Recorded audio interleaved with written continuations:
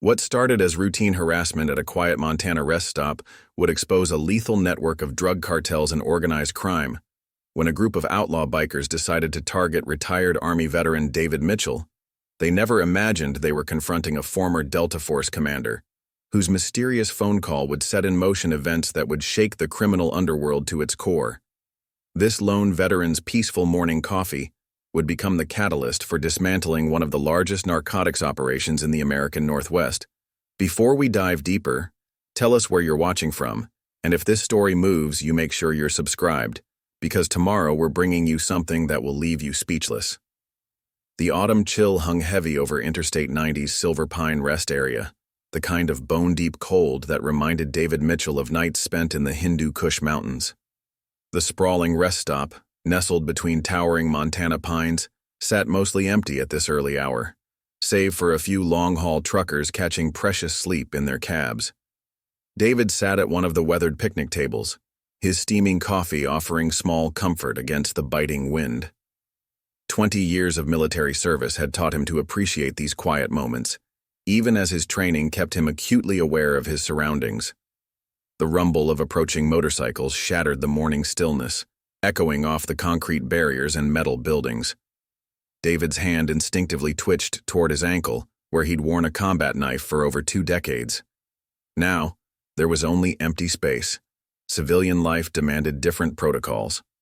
He forced himself to remain casual, taking another sip of coffee as the first bikes rounded the corner into the parking area.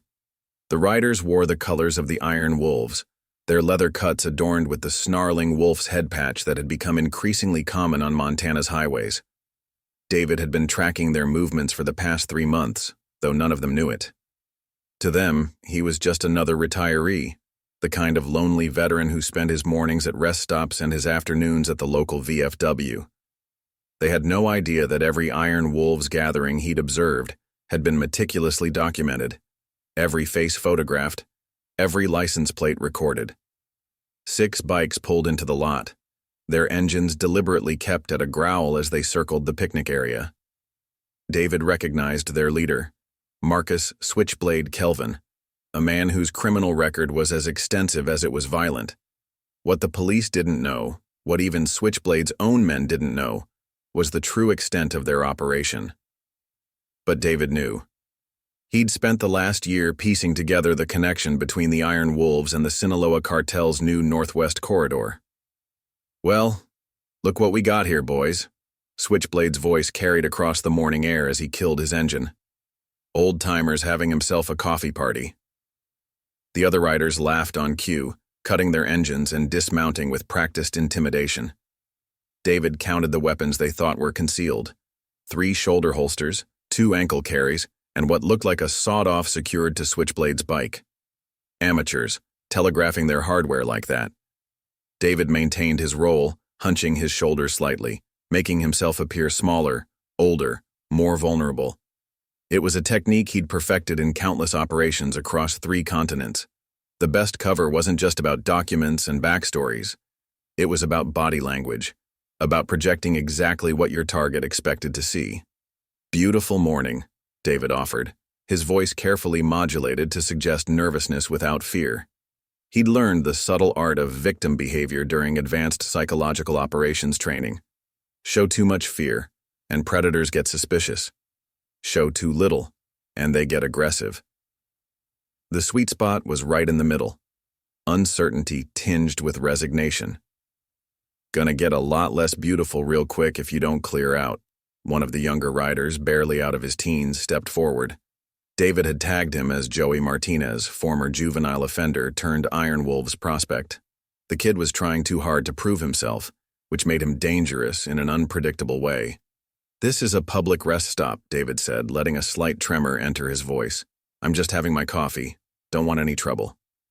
His phone sat on the table beside his cup, its screen dark. But beneath that ordinary exterior lay a sophisticated piece of surveillance equipment that was currently recording and transmitting everything to secure servers. The Iron Wolves were about to make a crucial mistake, one that would give him exactly what he needed. Switchblade moved closer, his boots crunching on the gravel. The other riders spread out, instinctively forming a loose semicircle. Their positioning was sloppy. 4 clear escape routes if things went hot, plus the advantage of the concrete barrier to his left. Not that they knew he was thinking in tactical terms. To them, he was just another old vet about to learn a harsh lesson about territory. "You been seen around a lot lately, Pops." Switchblade leaned on the table, his leather cut creaking. "Gas stations, diners, always when my boys are conducting business.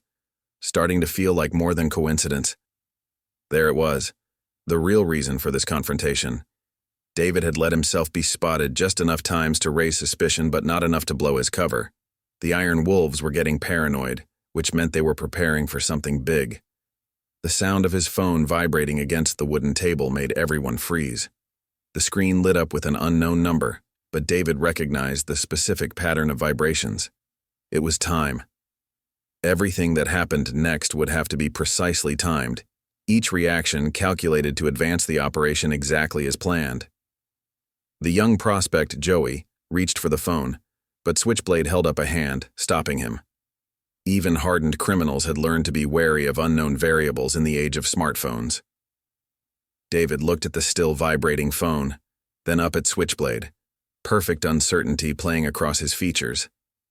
The next few moments would change everything, setting in motion events that would ripple through the criminal underworld. The Iron Wolves thought they were intimidating a helpless veteran. Instead, they were about to trigger their own downfall. Silver Pine Rest Area had been a fixture of Interstate 90 since the 1970s, its aging facilities a testament to decades of weary travelers seeking brief refuge from the endless Montana highways. The main building's faded green roof and weather-beaten logs blended seamlessly into the surrounding forest, while towering pines cast long shadows across the nearly empty parking lot. Beyond the rest stop's boundaries, the Bitterroot Mountains loomed against the dawn sky, their peaks still dusted with early October snow. David Mitchell had chosen this location carefully over a year ago, understanding how its unique geography made it a perfect waypoint for the Iron Wolves operation.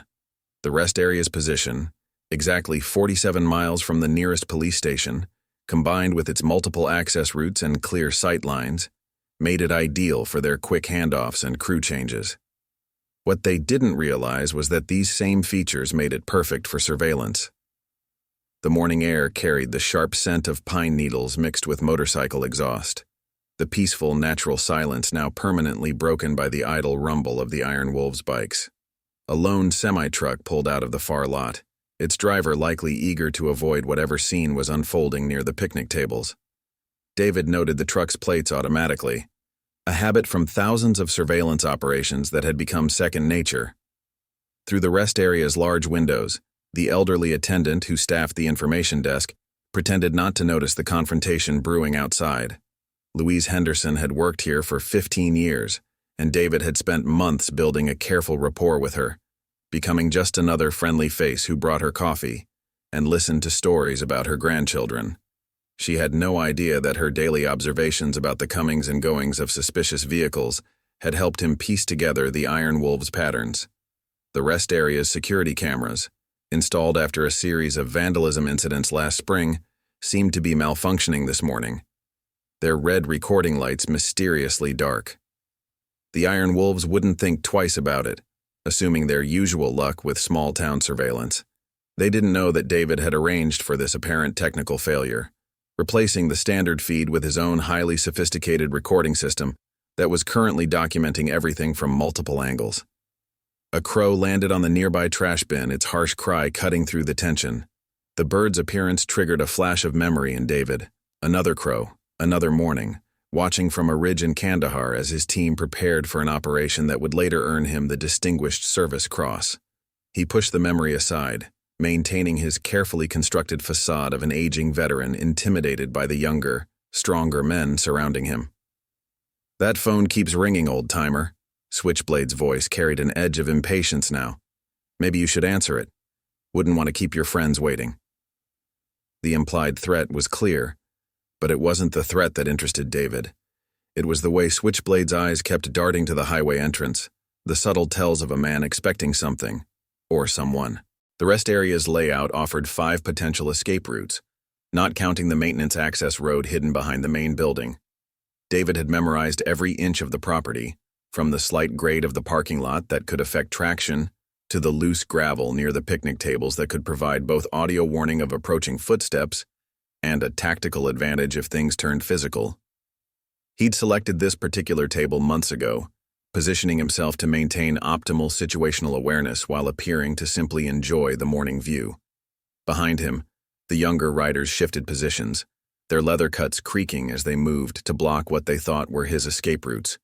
Their formation was meant to be intimidating, but to David's trained eye it was full of holes. Joey, the prospect, kept his right hand near his waist, obviously eager to prove himself.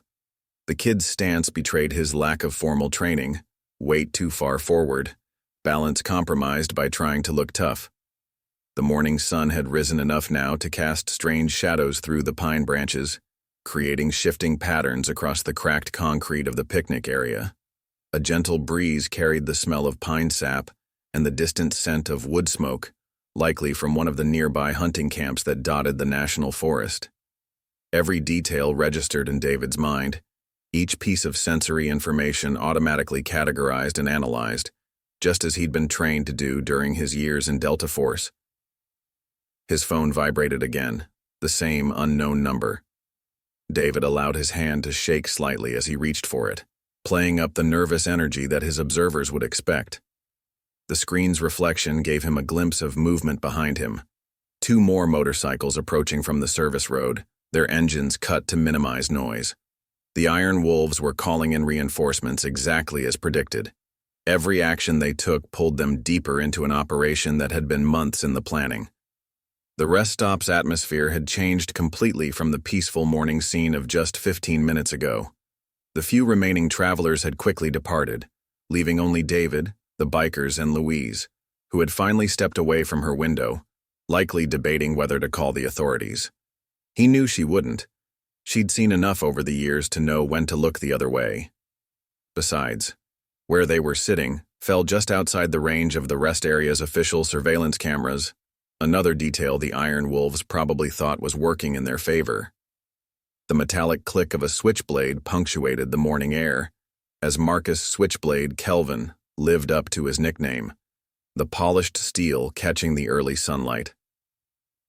David's phone continued its insistent vibration, the unknown number still flashing on the screen. The sound of approaching motorcycles grew louder as the 2 reinforcements rounded the maintenance building, their black Harleys gleaming with fresh chrome that suggested recent prosperity. "Been watching you for weeks now, old man." Switchblade twirled the blade between his fingers, a gesture meant to hypnotize and intimidate. "Always showing up at our stops, taking your time with that coffee, pretending to read your paper. Real friendly with the locals, too. Got me thinking maybe you're a bit too interested in our business." He leaned closer, his breath carrying the stale scent of cigarettes and last night's whiskey. David recognized the 2 newcomers as they cut their engines and dismounted. Michael Ghost Peterson and Ray Butcher Martinez, Joey's older brother. Their presence confirmed his suspicions about the significance of today's confrontation. Ghost and Butcher were the Iron Wolves' enforcers, usually called in only when the club needed to send a serious message. Their arrival meant this wasn't just random intimidation. The cartel was getting nervous about something. "I'm just a retired vet." David kept his voice uncertain, letting a slight quaver enter his tone. "Like coming here for the quiet. Good place to think." He gestured vaguely at the mountains, noting how Ghost and Butcher moved to close off the last viable escape route. Their positioning was more professional than the younger members, suggesting formal training, probably ex-military themselves, though their service records had been mysteriously scrubbed from official databases. Joey Martinez stepped forward, eager to prove himself in front of his older brother. "Maybe we don't like you thinking here, old-timer. Maybe you should find somewhere else to drink your coffee." His hand stayed near his waist, close to what David had already identified as a poorly concealed Glock 19. The kid's trigger discipline was sloppy, another sign of inadequate training that made him particularly dangerous. The phone's vibration finally stopped, leaving a heavy silence broken only by the distant sound of highway traffic and the scattered calls of morning birds. David counted to 3 in his head, anticipating what would come next.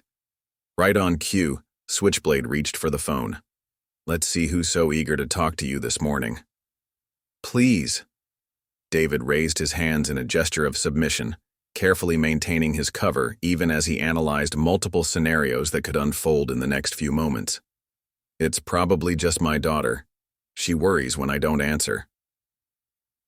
The mention of family was calculated, designed to add another layer to his perceived vulnerability while simultaneously gathering data from their reactions. Ghost's slight flinch at the mention of family confirmed intelligence about his own estranged daughter. Switchblade picked up the phone, his weathered fingers leaving smudges on the screen. The moment he tried to access it, David knew the device would initiate its secondary protocol. The Iron Wolves were about to learn their first lesson about underestimating their targets, though they wouldn't understand the full implications for several hours. Locked, Switchblade spat, his frustration evident. What's the code, old man? Don't make this harder than it needs to be. The other riders had drawn closer now, forming a tighter circle around the picnic table.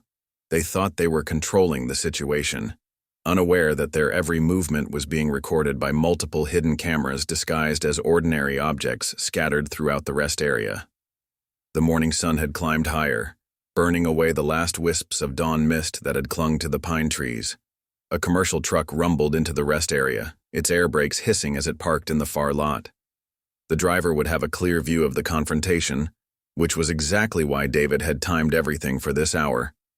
The trucking company, Shaw and Martinez Logistics, was a known front for the cartel's distribution network, and their regular driver would undoubtedly report this incident to his superiors. I don't remember numbers so well anymore. David fumbled with his coffee cup, allowing a slight tremor to spill a few drops on the wooden table. Since the incident in Baghdad, sometimes things get fuzzy. He touched his temple, playing up the suggestion of trauma, watching how the mention of Baghdad caused Ghost to shift his weight uneasily. Another piece of intelligence confirmed.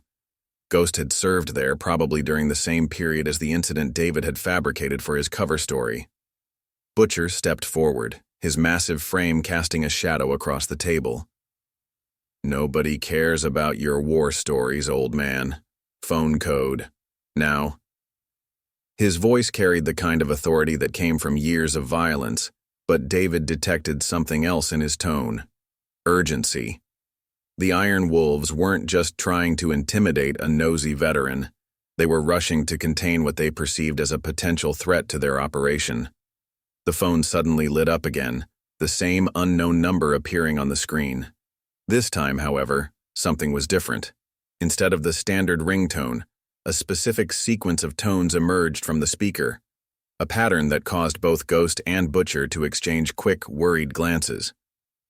They recognized the signal, though they couldn't possibly understand its true significance.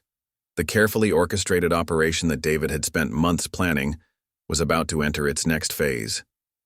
That's an interesting ringtone for a worried daughter. Switchblade's voice had lost its mocking edge, replaced by something harder, more dangerous. His eyes narrowed as he studied David's face, searching for any crack in the elderly veteran facade. The specific sequence of tones playing from the phone had clearly triggered something in the Iron Wolves' collective memory, though they couldn't quite place why it felt so familiar. David allowed confusion to play across his features, his hand shaking as he reached for his coffee cup again. 20 years in Delta Force had taught him that the best deception wasn't in what you showed, but in what you let others think they had discovered themselves. The Iron Wolves were starting to suspect something was off, but their suspicions were leading them exactly where he wanted them to go. Must be the phone acting up again, David stammered, his voice catching. Ever since my grandson played with the settings. He let the sentence trail off, watching how Ghost's hand moved subtly toward the radio clipped to his belt. The enforcer's body language had shifted from aggressive to cautious, another sign that the operation was proceeding according to plan. The rest area had grown quieter, the usual morning traffic seeming to sense the tension and choosing to bypass this stop. Only the Shaw and Martinez truck remained in the far lot, its driver making a show of checking his logs while actually observing everything through his side mirrors. David had counted on the cartel's transportation network following their usual schedule. Every piece was falling into place. Check him, Switchblade ordered, stepping back slightly, Joey moved forward eagerly, but his older brother Butcher put a hand on his chest, holding him back. The older Martinez brother had recognized something in the situation that the younger members hadn't. Experience teaching caution where youth demanded action. "I'll do it," Butcher rumbled, his massive frame blocking out the morning sun as he approached David. His movements were measured, professional, nothing like the sloppy aggression of the younger riders. As he began to pat David down, his touch was methodical, suggesting formal training. Military police, David guessed, noting the specific pattern of the search. The phone had stopped its distinctive tone, the screen dark once again. But its message had been delivered. The Iron Wolves' entire demeanor had shifted from simple intimidation to wary assessment. They were starting to realize this might be more than a standard show of force against a nosy civilian, though they had yet to understand just how deeply they'd walked into David's operation. "Nothing," Butcher reported after completing his search, though his tone suggested this fact troubled him more than if he'd found a weapon. "Not even a wallet." He stepped back, positioning himself where he could watch both David and the rest area's entrance. The enforcer's instincts were good, but he was looking for the wrong threats in the wrong places. Ghost had moved to the edge of their group, speaking quietly into his radio, his words masked by the rumble of distant highway traffic. David didn't need to hear the conversation to know what was happening. The specific sequence of tones from his phone had matched an old cartel recognition signal, one that hadn't been used in over a year, since the FBI's Operation Broken Chain had supposedly shut down the Sinaloa cartel's northwest corridor. "You know what's real interesting?" Switchblade's voice had taken on a contemplative tone that was far more threatening than his earlier aggression. "Way I remember it, only certain people used to use that particular ringtone. Special people. Connected people." He twirled his blade again, but this time the gesture wasn't meant to intimidate. It was a tell of genuine nervousness. David hunched his shoulders further, maintaining his vulnerable appearance even as he noted how the Iron Wolves had unconsciously shifted their positions. They were now in a defensive formation. Their earlier attempt to intimidate transformed into uncertainty about who, or what, they were actually dealing with. "I don't understand," David's voice quavered perfectly. "Is something wrong with my phone? My daughter helped me set it up." He reached for the device, his movements deliberately slow and shaky. As expected, Switchblade pulled it away sharply, unwilling to let anyone touch it until they figured out what was happening. The sound of more motorcycles approaching caused everyone to tense. These weren't the low rumble of Harleys, but the higher pitch of sport bikes, the signature sound of the cartel's messenger squad. The Iron Wolves had called in their superiors, exactly as David's operation had anticipated. Each reaction, each decision they made, pulled them further into an elaborate web they didn't even know existed. Joey, the young prospect, shifted nervously, his earlier bravado replaced by growing uncertainty. "Maybe we should just let the old man go, Switchblade. Not worth the heat if he's—" He trailed off, unwilling to voice the suspicion that had begun to form in all their minds, that this seemingly harmless veteran might be connected to their organization's higher echelons. The morning sun had fully cleared the mountains now, its bright glare reflecting off the chrome of the motorcycles and casting harsh shadows across the picnic area. In the distance, the distinctive whine of the sport bikes grew louder, heralding the arrival of figures who would take this confrontation to its next crucial stage. David's carefully constructed operation was about to shift gears, and the Iron Wolves were about to learn why you should never judge a veteran by his coffee cup. 3 sport bikes screamed into the rest area, their high-performance engines echoing off the concrete barriers before cutting to silence with practiced precision. The riders, clad in sleek black leather and full-face helmets, represented a different caliber of criminal altogether. These weren't the rough-and-tumble bikers of the Iron Wolves. These were the cartel's elite messengers, professionals who moved information and high-value items across state lines with military efficiency. "On your knees," Switchblade ordered, his earlier cockiness replaced by rigid formality. David recognized the shift in protocol. The Iron Wolves president was following standard cartel procedures for potential security breaches. The fact that he knew these procedures was another piece of evidence David could add to his growing file. David made a show of struggling to kneel, his movements deliberately stiff and pained. "My knee."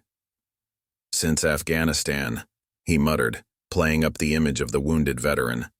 The tremor in his voice was calculated, just enough to maintain his cover while watching how the new arrivals positioned themselves around the picnic area. The lead messenger removed his helmet, revealing features David had memorized from surveillance photos. Antonio the Ghost Vargas, former Mexican Special Forces, now the cartel's chief security coordinator for the Northwest Territory. His presence confirmed the impact of the phone's signal. The organization was taking this situation seriously enough to send their best. "Report," Vargas commanded, his accent slight but precise. Switchblade quickly explained the situation. The suspicious veteran, the recognition signal, the coincidence of his appearances at key locations. As he spoke, the other two messengers maintained their positions, hands resting casually near concealed weapons. Their stillness spoke of professional training, unlike the restless energy of the Iron Wolves members. The truck driver in the far lot had started his engine but hadn't pulled out, clearly waiting under orders. David noted how Vargas positioned himself to keep the truck in his peripheral vision, another indicator of the vehicle's significance in their operation.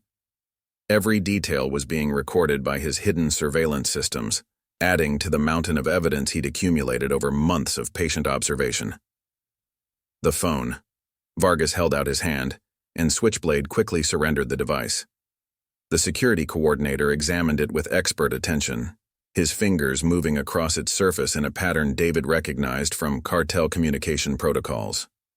The phone remained dark, its security features preventing any unauthorized access, but the attempt itself revealed valuable intelligence about their verification procedures. "Search him again," Vargas ordered, properly this time. He gave Butcher a look that suggested the enforcer's earlier search had been inadequate. Two of the Iron Wolves moved forward, their techniques much more aggressive than before. David allowed himself to be roughly handled, maintaining his cover even as they searched every inch of his clothing. "Clean," one of them reported, frustration evident in his voice. The lack of any identification or weapons seemed to unsettle them more than if they'd found an arsenal. A man with nothing to hide usually had something, and a man with nothing at all was either completely innocent or dangerously good at his job. Vargas circled David slowly, his trained eye taking in every detail. "You choose this rest stop often, senor?" His voice was conversational, but laden with threat. "Always when our friends are conducting their business. A curious coincidence, no?" He gestured to the mountains. "Such a long way from other facilities. Most travelers prefer the newer stop, 20 miles ahead."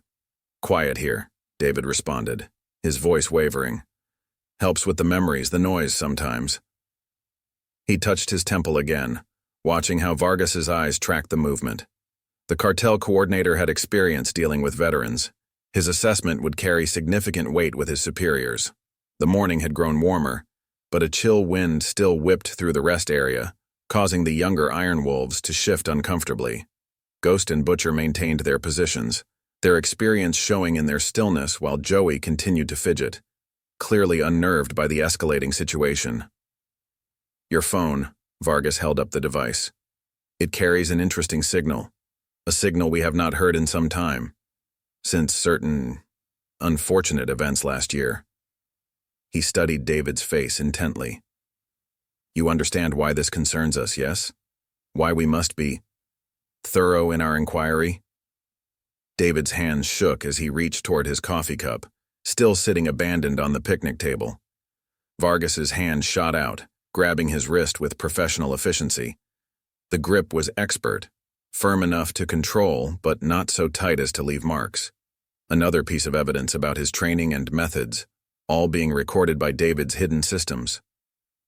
"The coffee can wait, senor." Vargas's tone remained courteous, but his grip didn't loosen. "First, you will explain to me exactly who you are and why you carry a phone with cartel recognition codes." His free hand moved to his jacket, where David knew he carried a specially modified Sig Sauer, the preferred weapon of cartel security specialists. The rest area had fallen completely silent, the tension drawing tighter with each passing moment. Even the birds seemed to have abandoned the scene, leaving only the distant whisper of wind through the pines. The Iron Wolves watched nervously as their organization's security expert prepared to extract information from what appeared to be a trembling veteran. None of them realized they were actually watching the next phase of a meticulously planned operation slide perfectly into place. The distant wail of a freight train echoed through the valley, its mournful sound carrying across the pine-covered slopes.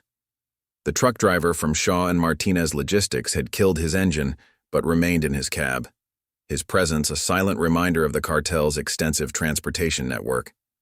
David kept his eyes downcast, maintaining his vulnerable facade, even as he counted the subtle shifts in position around him. "Perhaps," Vargas spoke softly, his trained gaze never leaving David's face, "we should continue this conversation somewhere more private." The suggestion carried clear menace but also revealed something crucial. The cartel's security coordinator was worried about exposure. This rest stop, while remote, was still a public space. Any passing vehicle could become an unwanted witness. David allowed a tremor to run through his body, his breath catching in a way that suggested mounting panic. "Please," he whispered, his voice cracking. I don't know anything about any codes. The phone. My daughter." The mention of family caused Joey to shift uncomfortably again, creating a tiny gap in their perimeter. These small reactions, these momentary lapses in discipline, were exactly what David had been counting on. "Load him up," Vargas ordered, gesturing to one of the Iron Wolves' vans parked in the far corner of the lot. "We'll sort this out at the secondary location." The command triggered exactly the response David had anticipated. Ghost and Butcher exchanged quick glances, their enforcer instincts recognizing the escalation in protocol. Moving a suspect meant commitment, meant cleanup, meant no turning back. As two of the younger riders moved to grab his arms, David's phone suddenly erupted with a new series of tones. Not the earlier cartel signal, but something else entirely. A sequence of harsh electronic pulses that caused Vargas's eyes to widen in genuine shock. The security coordinator nearly dropped the device, his professional composure cracking for the first time. "Impossible," Vargas breathed, staring at the phone's screen. "This is a direct override." He looked at David with new eyes, reassessing everything about the trembling veteran before him. The phone's display had come alive with scrolling text, strings of code that anyone with the right training would recognize as belonging to a very specific, very classified system. Switchblade stepped forward, confusion evident on his face. "What is it? What's happening?" His question went unanswered as Vargas raised his hand for silence, his attention completely focused on the data streaming across the phone's screen. The other two messengers had moved closer, their body language suggesting they recognized the significance of what they were seeing. "Sir," one of them spoke quietly in Spanish, using a formal address that hadn't been present before. "That's a phantom sequence. We haven't seen one since." He trailed off, unwilling to complete the thought. David noted how the use of the word phantom sent a visible ripple of tension through the professional operators, while the Iron Wolves remained oblivious to its significance. The morning sun had climbed higher, its harsh light eliminating the last shadows where someone might hide. The rest area remained eerily empty, as if the very atmosphere was keeping civilian traffic at bay. Even the birds had gone silent, leaving only the whisper of wind through pine needles and the subtle electronic hum of David's phone. "Nobody moves," Vargas commanded, his voice tight with controlled tension. "Nobody touches him." The order was unnecessary. The Iron Wolves had already taken several steps back, responding instinctively to the change in their superior's demeanor. Only Joey remained too close, his inexperience making him slow to recognize the shifting dynamics. David kept his head down, but his senses tracked every movement around him. The phone's display continued its elaborate dance of code and signals, each sequence carefully programmed to trigger specific responses in those who understood their meaning. Months of preparation, years of deep cover work, all building to this moment. "The old man?"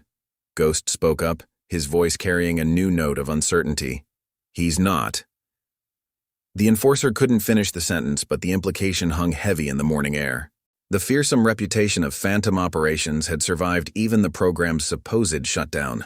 whispered about in criminal circles like ghost stories told to frighten cartel soldiers. Vargas had begun speaking rapidly into his radio, using a series of code words that David's surveillance systems carefully recorded. Each phrase, each designated frequency change, provided another piece of evidence about the cartel's command structure. The security coordinator's careful composure had been replaced by an urgency that his subordinates had never witnessed before. The sound of approaching vehicles caused everyone to tense, but these weren't the motorcycles or trucks they were used to hearing. The low, powerful rumble spoke of high-performance engines, the kind favored by specialized response teams. Vargas recognized the sound too. His hand moved toward his concealed weapon, then stopped, understanding that any show of force now would only make things worse. David remained motionless on his knees, every tremor and nervous breath still perfectly calculated.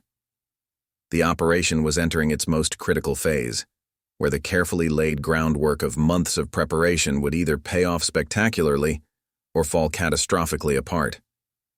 The next few moments would determine whether the cartel's entire Northwest operation would unravel, or whether a veteran's body would be found in a shallow grave deep in the Montana wilderness. The distinctive rumble grew louder as 3 black SUVs pulled into the rest area, their tinted windows and government plates confirming Vargas's worst fears. The vehicles moved with practiced precision, boxing in the motorcycles while maintaining clear fields of fire. David counted the seconds in his head, knowing exactly how this choreographed sequence would play out. "No one moves," Vargas ordered again, but this time his command carried a different weight. The cartel coordinator had shifted from hunter to hunted, his trained eye recognizing the tactical disadvantage they now faced. The Iron Wolves, less experienced in such situations, fidgeted nervously, their hands straying toward weapons in exactly the way they'd been trained not to do. The SUV's engines idled smoothly as their doors opened in perfect synchronization. The operators who emerged moved with the fluid efficiency that marked them as apex predators in the world of covert operations. Their tactical gear bore no identifying marks, but their presence alone spoke volumes about the true scope of David's operation. "Station Chief Thompson," Vargas spoke carefully, addressing the silver-haired man who emerged from the lead vehicle. "I didn't expect to find you in Montana." The formal greeting confirmed another piece of intelligence. Vargas had history with certain American agencies, history that David's operation had counted on. Thompson's weathered face remained impassive as he surveyed the scene. His eyes passed over David's kneeling form without lingering, though decades of operational experience would have noted every detail. "Antonio," he replied, his voice carrying the careful neutrality of longtime adversaries. "Quite a reunion you've arranged here." The rest area had become a tableau of frozen tension, the Iron Wolves trying to look harmless, the cartel messengers maintaining their professional composure, and the new arrivals positioning themselves with casual deadliness. David remained in his role, shoulders hunched, breath quickened, playing the confused veteran caught in events beyond his understanding. "There seems to be some confusion," Vargas offered smoothly, still holding David's phone. "A simple case of mistaken identity that we were in the process of resolving." His attempt at diplomacy was skillful, but the slight tremor in his hand betrayed his understanding of just how badly the situation had deteriorated. Thompson's laugh carried no humor. "Mistaken identity. Is that what we're calling it now?" He gestured to David. "Let him up." The command was unnecessary. David had already begun to rise, his movement still carrying the stiffness of an aging veteran, while simultaneously demonstrating the perfect balance of a trained operator. "Sir," Joey spoke up, his youth and inexperience breaking protocol. "What's going on? Who are these people?" Butcher grabbed his younger brother's arm, trying to silence him, but the questions had already exposed the division between the cartel's professional core and their local muscle. "Quiet," Switchblade hissed, but the damage was done. Thompson's operators had noted the dynamic, their subtle repositioning isolating the more dangerous cartel professionals from the Iron Wolves amateurs. The separation would make containment easier if things went hot. David brushed dirt from his knees, maintaining his cover even as he noted how Ghost and Butcher had angled themselves for quick access to their weapons. The enforcers' instincts were good, but they were badly outmatched by Thompson's team. The operators' casual poses masked perfect firing positions and interlocking fields of coverage. "The phone, Antonio." Thompson held out his hand. Vargas hesitated, his training warring with his instincts. The device contained too many unauthorized signals, too many classified codes that shouldn't have existed outside secured facilities. Its very presence suggested a level of penetration that would send shockwaves through multiple organizations. "This is a serious escalation, Richard." Vargas tried one last time, using Thompson's first name to remind him of past collaborations. "Certain arrangements have been mutually beneficial. Certain understandings." He left the implications hanging in the crisp morning air. Thompson's smile remained cold. "Those arrangements assumed everyone would play by the rules.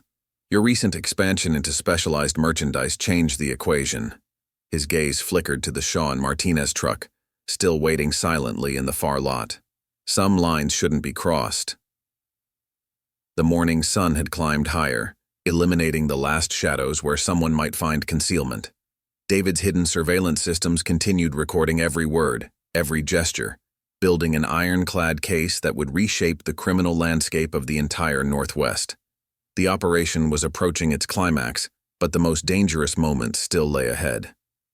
"The status quo has served everyone's interests," Vargas countered, his professional mask starting to show cracks. "Perhaps we could discuss adjustments that would address any concerns." His attempt at negotiation revealed just how much pressure the cartel was under, offering compromise instead of threatening consequences. Thompson's response was cut off by the distinctive sound of helicopter rotors approaching from the east. A new player was about to enter the game, and David knew exactly how their arrival would shatter the delicate balance of power in this remote Montana rest stop. The steady thrum of rotor blades grew louder as a matte black UH-60 Blackhawk appeared over the tree line, its approach deliberately intimidating as it circled the rest area. This wasn't a standard law enforcement helicopter. Its modifications and lack of markings identified it as belonging to a very specific branch of government operations, one that officially didn't exist. "That's a bit dramatic, even for you, Richard." Vargas spoke loudly over the noise, but his attempt at casual banter couldn't mask the tension in his voice. The cartel coordinator's eyes darted between David, Thompson, and the helicopter, recalculating odds that grew worse by the second. Joey Martinez had begun to visibly shake, his earlier bravado completely evaporated. "Butcher," he whispered to his older brother. "Those aren't regular feds, are they?" The enforcer's silence was answer enough. Even the Iron Wolves' most hardened members recognized when they were drastically outgunned.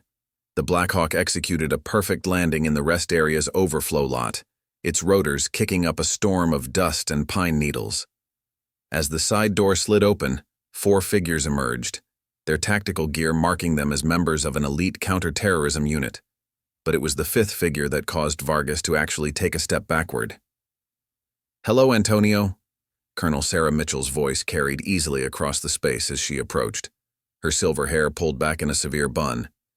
"It's been a while since Damascus." She moved with the confident grace of someone used to commanding specialized warfare units, her presence adding yet another layer to the operation's carefully constructed hierarchy. David allowed himself a small smile, the first crack in his elderly veteran facade. "Hello, Mom," he said clearly, his voice now carrying none of the tremor or uncertainty from earlier. The revelation sent a visible shock through the gathered Iron Wolves, while Vargas closed his eyes briefly, finally understanding the full scope of what they'd walked into. "You've been busy, David," Colonel Mitchell observed, her tactical gear contrasting sharply with her professional demeanor. "Your father would be proud." The mention of General Mitchell, whose mysterious death in Damascus had sparked this entire operation, caused Vargas to curse softly in Spanish. Thompson stepped forward, seamlessly integrating his team's positions with the new arrivals. "The general's death was officially ruled an accident," he said conversationally, though his tone carried steel. "Until certain communications were intercepted suggesting cartel involvement in what was supposed to be a secured military operation." The rest area had become a stage where multiple layers of covert operations were suddenly exposed to the harsh morning light. The Iron Wolves, originally so confident in their local dominance, now found themselves bit players in a drama that stretched from Montana back to that fateful night in Damascus. 3 years of deep cover, David spoke as he stretched, dropping the last pretense of disability. Tracking the money, following the weapons, building the network, all to find out who sold out a special forces operation to the highest bidder. His movements now showed the fluid grace of a Delta Force operator, every gesture controlled and precise. Vargas's professional composure finally cracked. The general was asking too many questions, he admitted, his words carrying across the suddenly silent rest area. About certain shipments, certain arrangements we couldn't risk. He stopped as Colonel Mitchell's hand moved to her sidearm. Choose your next words very carefully, she advised, her calm tone belying the deadly intent behind it. That was my husband you're talking about, David's father. The family connection added another dimension to what had appeared to be a simple federal operation, turning it into something far more personal. The Blackhawk's rotors had slowed to a steady idle, providing a constant background rhythm to the unfolding drama. David's surveillance systems continued recording, capturing every confession, every revelation that would help dismantle not just the cartel's operation, but the entire corrupt network that had led to a general's death in Damascus. The Iron Wolves were just muscle, David explained, his voice carrying the weight of 3 years of undercover work. Local talent to provide deniability for the cartel's expansion, but their connection to Shaw and Martinez logistics provided the link we needed to trace the weapons pipeline back to its source. The truck driver, who had remained a silent observer until now, suddenly gunned his engine. The heavy vehicle lurched forward, trying to escape the tightening net.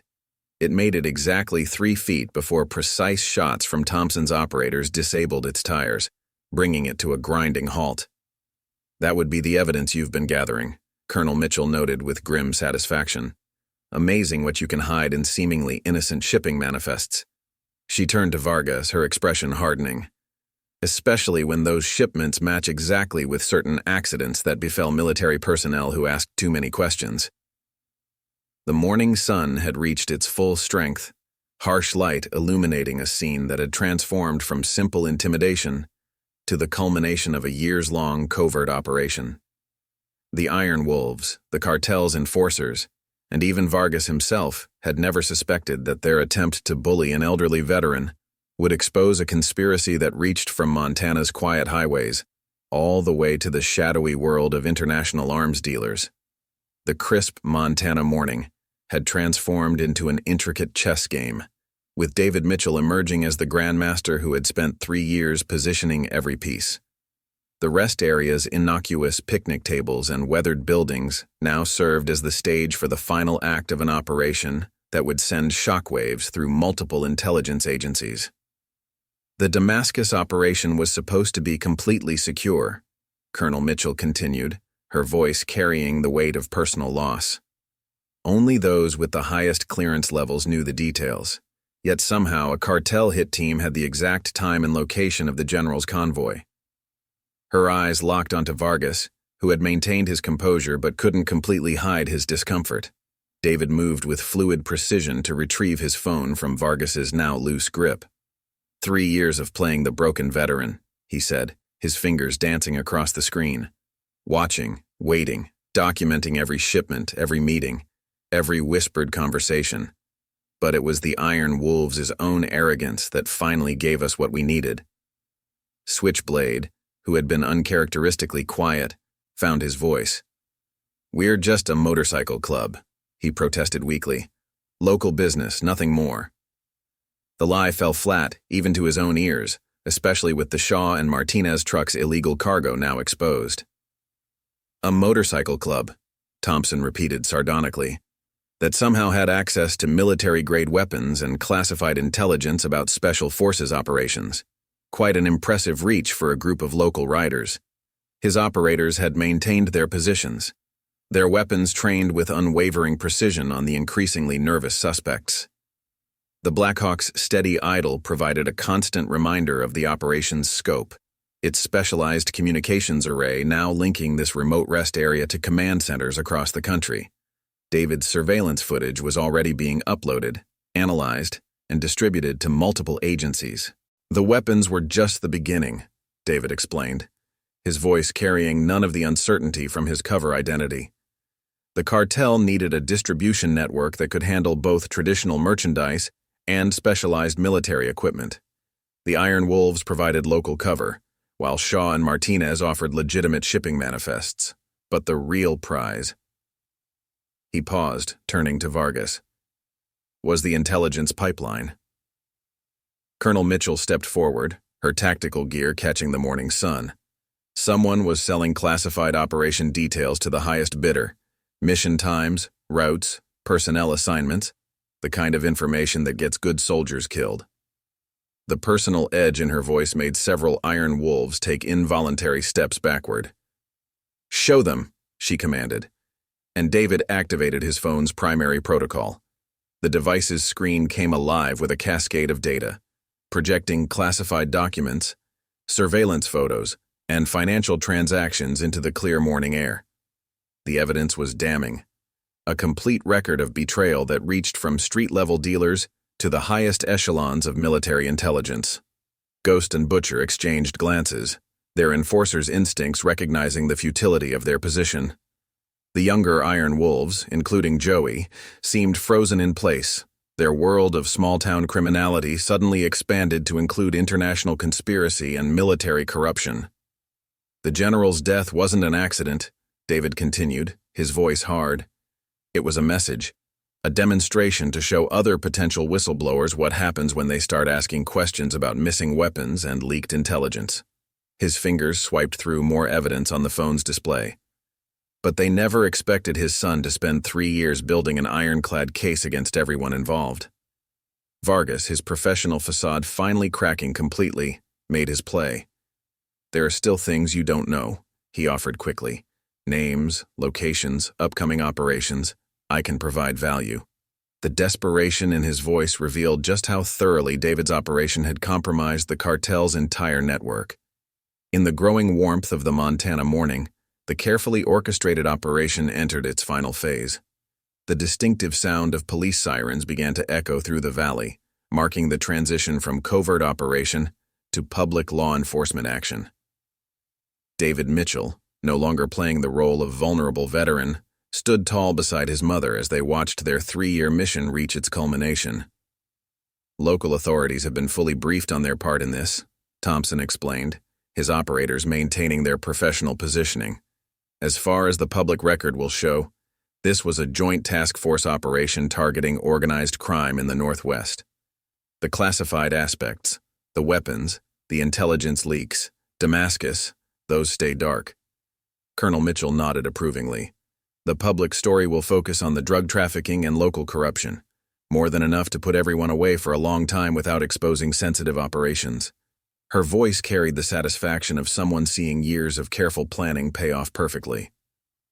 The first police vehicles began arriving, their lights painting the rest area in strobing red and blue. State troopers, FBI agents, and DEA officers emerged, creating an impressive show of force for any passing civilians.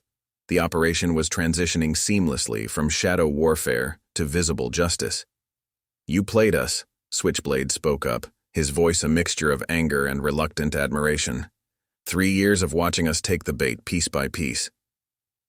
The Iron Wolves' president had finally grasped the full scope of how thoroughly they'd been manipulated. David allowed himself a grim smile. "Every time you threw your weight around, every time you flaunted your connections, you were helping us build our case. Those community meetings you thought I was just observing? Every word recorded and cross-referenced. Those coffee shop conversations you never thought twice about? All part of the evidence chain." The Shaw and Martinez truck driver was being taken into custody, his vehicle already surrounded by evidence collection teams. The truck's hidden compartments would yield not just weapons but documentation that would help unravel similar operations across the country. "The wheelchair was a nice touch," Ghost commented, professional appreciation coloring his voice despite their situation. "Nobody looks twice at a disabled vet. Perfect cover for surveillance." The enforcer's observation drew a sharp look from Switchblade, but David nodded in acknowledgement of the tradecraft. The best cover stories contain elements of truth, Colonel Mitchell explained, watching as FBI agents began securing the scene. David's injury in Damascus was real. It just wasn't as debilitating as we let everyone believe. The wheelchair provided excellent concealment for our surveillance equipment while playing into everyone's assumptions. Joey Martinez, still struggling to process how their simple act of intimidation had backfired so spectacularly, found his voice. But why here? Why this rest stop? The young prospect's question revealed just how much he had yet to learn about sophisticated operations. Location, logistics, and laziness, David answered, his tone almost professorial. This rest stop sits at the intersection of 3 major trafficking routes, remote enough for your operations, but public enough to avoid suspicion, close enough to the Canadian border for international connections, but far enough to avoid extra scrutiny. And most importantly, he gestured to the surrounding area. You got comfortable here. Predictable. Thompson's radio crackled again, and he stepped aside to receive what was clearly significant information. When he returned, his expression had grown even more serious. Strike teams are reporting complete success at all secondary locations. Multiple arrests, significant seizures. The entire network is being rolled up simultaneously. The morning sun had climbed higher, burning away the last traces of mountain mist. More law enforcement vehicles continued to arrive, transforming the quiet rest stop into something resembling a military command post. Evidence teams swarmed over the motorcycles and vehicles, documenting everything for what would become one of the largest criminal cases in Montana history. You know what your biggest mistake was, David addressed Vargas, who had maintained his stoic demeanor even as his world crumbled around him. You forgot the first rule of covert operations. Never assume you're the only one playing a long game. While you were building your network, we were building a case that would dismantle it completely. Colonel Mitchell stepped forward, her presence commanding immediate attention. The weapons pipeline wasn't just about profit. You were arming domestic terrorist cells, providing them with military-grade equipment that could have caused unprecedented casualties. That's why this operation had to be perfect. We needed to remove the entire network, not just its visible parts. The sound of helicopter rotors approached again, but this time it was media aircraft, drawn by the massive law enforcement presence. David watched as local news teams set up their cameras at the perimeter, knowing that by nightfall, this story would be leading every broadcast in the Northwest. 3 years, Switchblade mused, watching as his fellow Iron Wolves were systematically processed and loaded into transport vehicles. 3 years of thinking we were the ones in control, that we were building something big, all while you were just letting us dig ourselves deeper. That's the thing about arrogance, David replied, checking his phone one final time to ensure all surveillance data had been properly uploaded and secured. It makes you think you're the smartest person in the room, makes you overlook details that should have been obvious, like why a disabled veteran would choose the most remote rest stop in the county for his morning coffee. Thompson approached with several federal agents, ready to begin the official arrest procedures. We'll need you both to give preliminary statements, he addressed David and Colonel Mitchell. Just the surface details for now. The classified briefings will come later, behind closed doors. As law enforcement officers began reading rights and securing prisoners, David reflected on the journey that had brought them to this moment. What had started as a mission to uncover the truth about his father's death had evolved into an operation that would save countless lives by preventing military weapons from reaching terrorist hands. Your father would be proud, Colonel Mitchell said quietly, watching as Vargas was led away in handcuffs. He always said the best operations were the ones where the targets never saw them coming until it was too late. 3 years of patience, planning, and perfect execution. You honored his memory and his methods. The rest area had transformed completely from its quiet morning beginnings. Evidence markers dotted the ground, forensic teams photographed and documented every detail, and a steady stream of law enforcement vehicles continued to arrive. The Iron Wolves motorcycles were being loaded onto trailers, their chrome and leather now evidence in a federal investigation. "We'll need to maintain our cover stories for a while longer," Thompson advised, rejoining them after supervising the initial processing. As far as the public is concerned, this was strictly about drugs and weapons trafficking. The intelligence aspect stays classified. The Damascus connection remains buried. David nodded, understanding the necessity of keeping certain truths hidden. "The evidence we gathered will still be enough to put them away for decades, and more importantly, we've severed the pipeline that was feeding weapons to domestic terror cells. That was always the primary objective." As the morning wore on, the operation transitioned fully into its law enforcement phase. The Black Hawk departed, carrying Colonel Mitchell and her team back to their classified base of operations. Thompson's operators melted away, their role in the operation never to be officially acknowledged. And David Mitchell, who had spent 3 years playing the role of a disabled veteran, prepared to disappear into another assignment, another cover identity. The rest area would soon return to its quiet routine, serving travelers along the Montana highways. But for those who knew where to look, the signs would remain. Subtle surveillance equipment hidden in plain sight, classified recordings of countless criminal conversations, and the ghost of a father's legacy that had driven his son to orchestrate one of the most sophisticated sting operations in modern history. As the autumn sun reached its zenith over the Montana landscape, the magnitude of what had transpired at Silver Pine Rest area began to ripple through law enforcement channels across the country. David Mitchell stood at the edge of the parking lot, watching as the last of the iron wolves were processed and transported away. His phone, the seemingly innocent device that had triggered the operation's final phase, continued to receive encrypted updates from strike teams across the Northwest.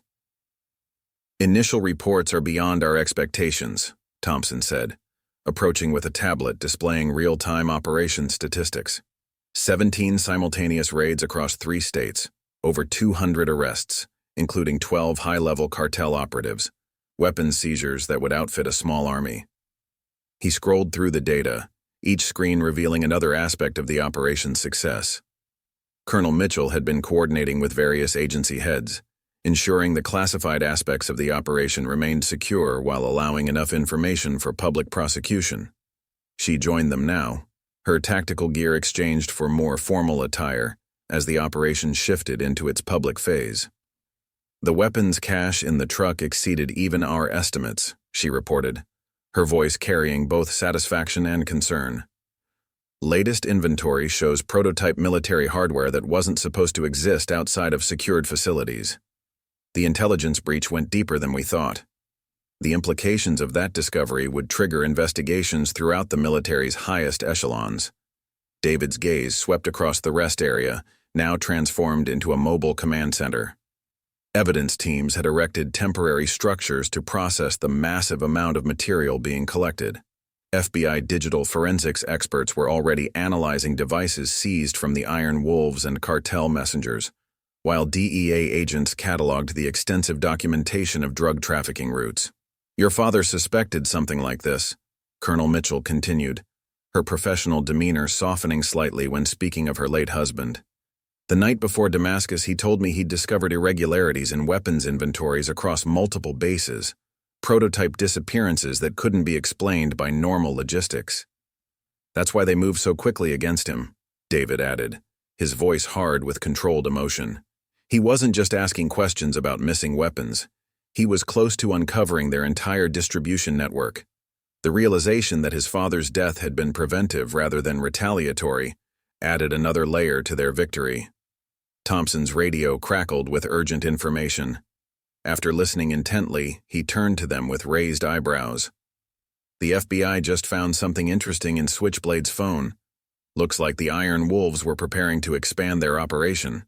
They had contacts in 3 more states, planning to replicate their weapons distribution model." "They were getting ambitious," David observed, reviewing mental notes from countless surveillance sessions. "The success here in Montana made them overconfident. They thought they had a perfect system. Local muscle providing cover for international weapons trafficking, all hidden behind legitimate shipping operations." The rest area's parking lot had become a staging ground for evidence transportation. Armored vehicles arrived regularly to collect seized weapons and documentation, each departure carefully logged and tracked. The operation's scale had grown beyond even their detailed planning, revealing layers of criminal enterprise that would keep federal prosecutors busy for years. "The media's already running with the story," Colonel Mitchell noted, gesturing to the growing number of news vehicles at the perimeter. Local headlines about a motorcycle gang's criminal empire being dismantled. Perfect cover for the classified aspects. She handed David a tablet showing various news websites, each beginning to report on what would become one of the largest criminal busts in Montana history. Louise Henderson, the rest area's attendant, was giving a statement to local reporters, her years of watching and staying quiet now transformed into an asset for the operation's public narrative. "Such a nice man," they could hear her saying, referring to David's cover identity. "Always so polite, no matter how those bikers treated him. Who would have thought he was really an undercover agent?" "She played her part perfectly," David commented, remembering the countless mornings of carefully crafted conversations that had helped establish his cover.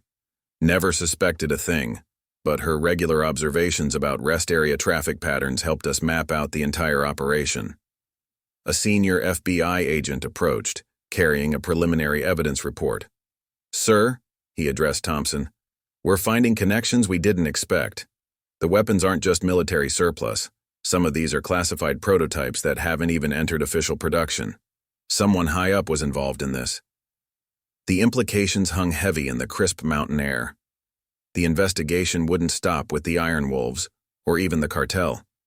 It would reach into the military-industrial complex itself, exposing corruption at levels that could shake public confidence in multiple institutions. "That's why Damascus had to happen," Colonel Mitchell said quietly, her eyes distant with memory. "Your father wasn't just investigating missing weapons. He was about to expose a conspiracy that reached into the highest levels of military procurement. They couldn't risk him connecting the dots." David's phone chirped with another encrypted update. "Strike Team 7 just found something at the Iron Wolves clubhouse," he reported, reading the message. "Hidden room under the garage. Looks like they kept detailed records of every weapons transfer for the past 5 years. Names, dates, amounts paid. Everything." Thompson whistled softly. Criminals and their record keeping. They never learn that documentation is what gets them in the end. He began coordinating with forensic teams to secure and process the new evidence, knowing it would provide crucial links for prosecution. The autumn wind had picked up, carrying the scent of pine and justice across the rest area. More federal vehicles arrived regularly, each bringing specialized teams to handle different aspects of the massive case. What had started as a son's quest to uncover the truth about his father's death had evolved into an operation that would reshape the criminal landscape of the entire Northwest. "We've got another problem," Thompson announced, returning from a brief conference with his team. "Media's starting to ask questions about the military presence. That Black Hawk didn't go unnoticed, and someone's bound to start digging into the weapons angle." Colonel Mitchell nodded grimly. "Time to implement the media management protocols. Feed them the drug trafficking narrative. Emphasize the local crime aspect. The classified portions stay buried." She began coordinating with public information officers, ensuring the story that reached the public matched their carefully constructed cover. David watched as Vargas was led to a separate transport vehicle, the cartel coordinator's usual composure completely shattered. "He'll talk," David predicted, reading the man's body language. "His type always does when they realize how complete their fall from power is. He'll try to trade information for considerations." "Let him," Colonel Mitchell replied with cold satisfaction. "Every name he gives us, every operation he exposes, just adds to the evidence pile. By the time this is over, we'll have dismantled not just their distribution network, but the entire corrupt system that allowed it to exist." The rest area would never return to its former quiet anonymity. It would always be remembered as the place where a massive criminal enterprise began to unravel, where a disabled veteran's morning coffee routine exposed a conspiracy that reached from Montana's highways to the highest levels of military procurement. As federal agents continued their methodical processing of the scene, David Mitchell reflected on the journey that had brought them here. 3 years of patience, planning, and perfect execution, all building to this moment. His father's killers would face justice. Their weapons would never reach terrorist hands, and the corrupt system that had facilitated it all would be exposed to the harsh light of federal investigation. The operation at Silver Pine Rest area continued well into the afternoon. The once quiet Montana rest stop transformed into the epicenter of what media outlets were already calling the Iron Wolves takedown. David Mitchell watched from Thompson's command vehicle as various agencies coordinated the massive evidence collection effort, each piece carefully documented and secured for what would become multiple federal prosecutions. "Final inventory from the truck," Colonel Mitchell announced, reviewing reports from the evidence teams. 37 prototype military weapons, including next-generation targeting systems that weren't supposed to exist outside of secured facilities. Documentation linking weapons transfers to 5 separate terrorist cells, and financial records that will keep forensic accountants busy for months.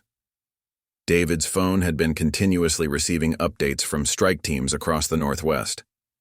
"The simultaneous raids have exceeded all projections," he reported. "Every safe house identified, every storage facility breached. The Iron Wolves' entire infrastructure is being dismantled piece by piece."